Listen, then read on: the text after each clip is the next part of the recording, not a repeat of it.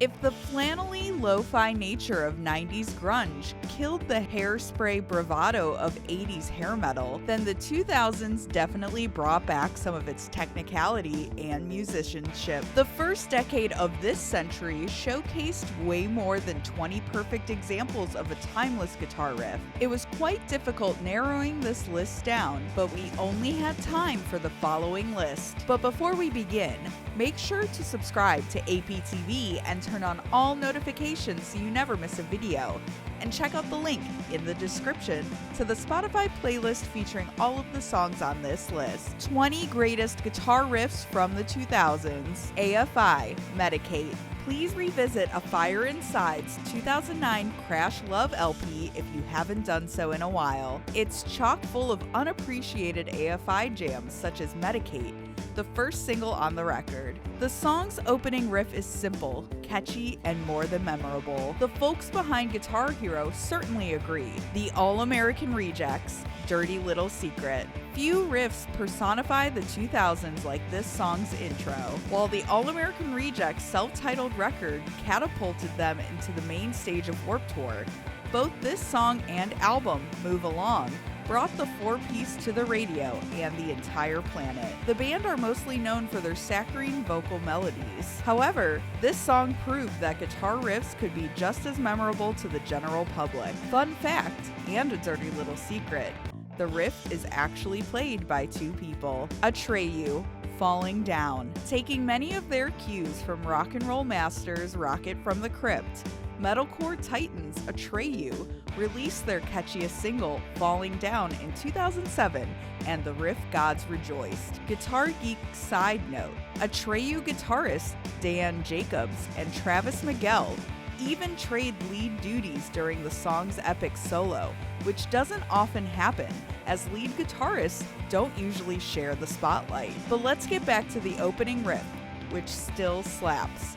Shake It Off, Shake It Off. Billy Talent, Fallen Leaves. The delay pedal is used prominently and perfectly on this aggressive track from Billy Talent's sophomore record. Ian DeSa is one of the better guitarists to come from Canada, maybe even North America, this century, and he created a hummable riff melody for the ages with Fallen Leaves. Blink-182, Stay Together for the Kids. It's a toss-up whether this sad track, Damn It, or What's My Age Again contains Blink-182's catchiest opening guitar riff. However, because the latter two came out last century, Stay Together for the Kids takes the prize for this list. Nearly 20 years after it released, Stay Together for the Kids still brings people together in classic sing-alongs at emo nights, Blink shows, and Spotify playlists containing the word divorce on them. So here's your holiday. Bloodhound Gang, Foxtrot Uniform Charlie Kilo. The punk, metal, hip-hop comedy powerhouse band known as Bloodhound Gang have a few hit songs that don't reference the Discovery Channel, and this one may be their largest. The acronym in the song's title says it all. However, the riff itself sounds like an incredibly groovy bass line, raised a few octaves for the better. 4 Years Strong, Heroes Get Remembered, Legends Never Die. Following scene contemporaries such as Fall Out Boy, 4 Years Strong have songs with long, nostalgic quotes as titles. However, no offense to the others, but none could shred on the guitar like 4 Years Strong. Such precision, such an abundance of insanely fast palm mutes, such pinch harmonics, respect. Both this song and album definitely led the band to a major label deal for 2 other records and more mainstream riffage. Matchbook Romance, Monsters. Here's the underrated addition to this list. Ryan Judas DiPaolo doesn't get enough love from guitar aficionados. Many Matchbook Romance superfans were hoping that the band's second and sadly final album, Voices, would change that, but the band broke up before this song had the chance to become their biggest hit. Still, the haunting riff in Monsters is one for the ages, and the hand claps that come along with it make it that much tastier. The Matches, Paper Cut Skin, another underrated addition. The match's decomposer deserves your time, and Paper Cut Skin is a guitarist's dream in terms of melody and power. The opening riff starts off super low, and then once the band kick in with unconventional vocals, it truly forms into an unimaginable, appealing shape that the world hadn't seen until then and hasn't since. My Chemical Romance. Thank you for the Venom. Thank you, Ray Toro and Frank Iero. While the Venom of this song truly stuck in the United Kingdom, as this song was a hit there, My Chemical Romance's Thank You for the Venom features the band's quickest opening guitar riff of their guitar-heavy catalog. Try to catch up, but you're running after something that you'll never kill. NOFX. The separation of church and skate. Opening with a fictional family of adults and children bonding over an upcoming punk rock show, NOFX started their most political record with a two-part monster riff that ends just as the snotty vocals and the fastest palm muting this side of the Pacific took over. No need to separate the church and skate here. This uber technical and light-speed guitar showcase is a supreme deity that all faiths could get behind. Papa Roach, Last Resort. Easily the most recognizable riff on this list, and possibly the most popular one of this century. Papa Roach introduced themselves to the masses with the phrase, "Cut my life into pieces, this is my last resort." Subsequently, they left their mark on every guitar center worldwide with one of the most memorable descending minor guitar progressions of all time. Plain White Tees. Hate, I really don't like you. We love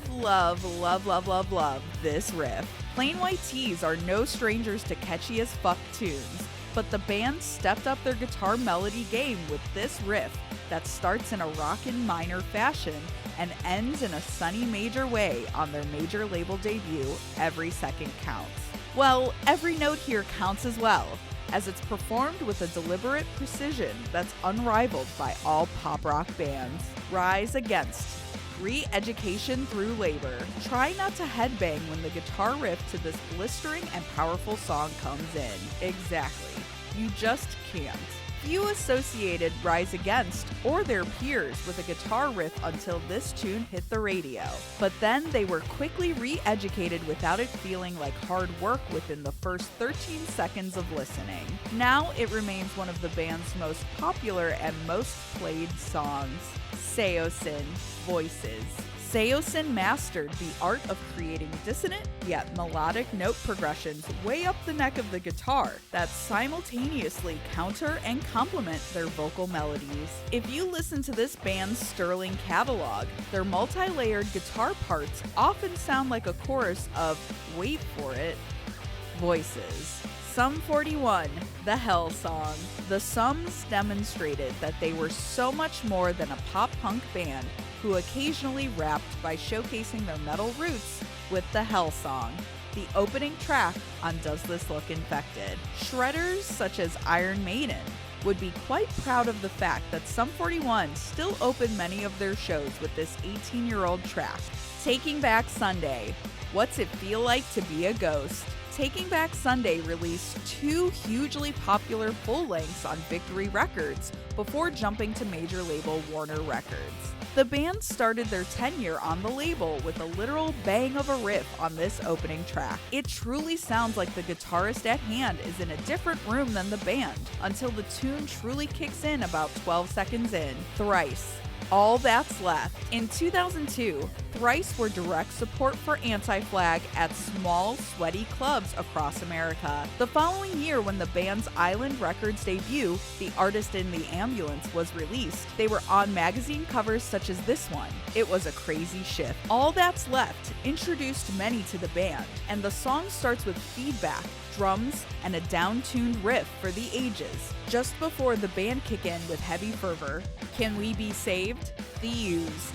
I Caught Fire. The finger-tapping beauty of I Caught Fire, courtesy of former guitarist Quinn Allman, seemed to stop everyone's breath as The Used released their second and most commercially successful album, In Love and Death. Surprisingly, the song took a much more accessible, chill, and harmonious turn post-riff. New fans outside of the post-hardcore screamo circle found something slightly used, yet ablaze, to dig their teeth into. The Used certainly proved that they could stay a while. Yellow card, way away. We're gonna leave you now. But before we do, the shredding that accompanies the violin in this song's intro is quite underrated. Who would have thought that Yellow Card would get mentioned in a guitar piece?